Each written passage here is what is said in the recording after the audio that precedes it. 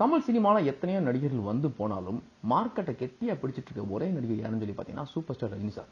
கடைசியா லேட்டஸ்டா ரிலீஸ் ஆன பேட்ட திரைப்படம் பார்த்தீங்கன்னா பட்டி தொட்டி எல்லாம் பட்டை கிளப்பமா ஓடிட்டு இருக்கு. தமிழ் சினிமாவில் பாக்ஸ் ஆஃபீஸ் கிங்னா அது நான் மட்டும்தான் மறுபடியும் ப்ரூவ் பண்ணிக்க சூப்பர் ஸ்டார் ரஜினி சார்.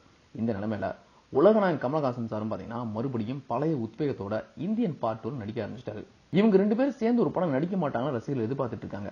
ஆனா சேர்ந்து நடிக்காட்டியும் இவங்க 2 பேரும் சேர்ந்து ஃபங்க்ஷனுக்கு வராங்கன்னா அது பெரிய லெவல்ல ஹாட் டாபிக்கா பேசப்படுது.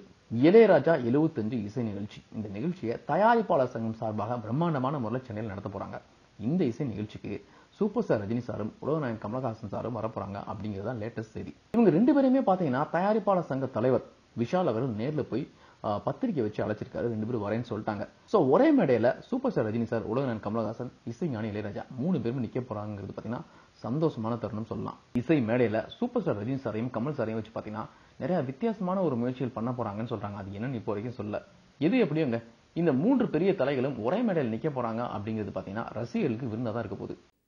ஹாட் சினிமா அப்டேட்ஸ் உங்களுக்கு தெரிஞ்சுக்கணும்னா உடனே நம்மளுடைய ஃபன் அட் வீடியோவை லைக் பண்ணுங்க, ஷேர் பண்ணுங்க, கமெண்ட் பண்ணுங்க, மறக்காம சேனலை சப்ஸ்கிரைப் பண்ணுங்க.